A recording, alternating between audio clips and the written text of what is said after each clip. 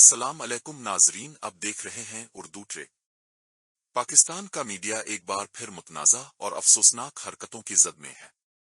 طلعت حسین کے پروگرام میں خاتون صحافی سمینہ پاشا کے بارے میں گھٹیا زبان استعمال کی گئی، اور حیرت کی بات یہ ہے کہ یہ سب ایک سینئر صحافی کی موجودگی میں ہوا۔ یہ اس بات کی علامت ہے کہ جب دلیل ختم ہو جاتی ہے تو کردار کشی شروع ہو جاتی ہے۔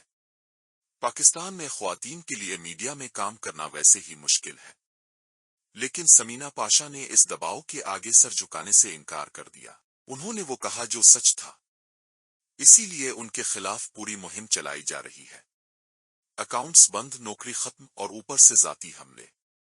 مگر سوال یہ ہے، کیا خواتین کے لیے اپنے نظریے پر ڈٹ جانا جرم بن گیا ہے؟ کیا اختلاف رائے رکھنے والی آواز کو یوں دبایا جائے گا؟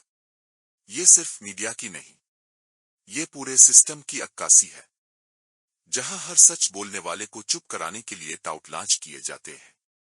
وہی لوگ جو اقتدار کے جوتے پالش کرتے کرتے اب سچ سے نفرت کرنے لگے ہیں۔ دوسری طرف پنجاب حکومت کی کارکردگی بھی سب کے سامنے ہے۔ کسان تباہ، فصلیں برباد، اور اب تو گندم کا بیج تک میسر نہیں۔ صدیق چاند اور سمینہ پاشا جیسے چند لوگ ہی ہیں جو ٹویٹ کے ذریعے سچ دکھا دیتے ہیں اور پورے نظام کا پوسٹ مارٹم کر دیتے ہیں۔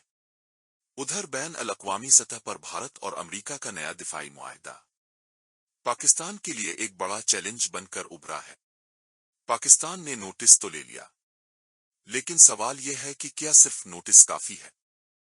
جب تک ملک کے اندر سچ بولنے والوں کو دبایا جاتا رہے گا، جب تک میڈیا کو غلام رکھا جائے گا، تب تک بیرونی دشمن کی ضرورت ہی نہیں۔ میں ہوں آپ کا میزبان، آپ دیکھ رہے تھے اردو ٹریک۔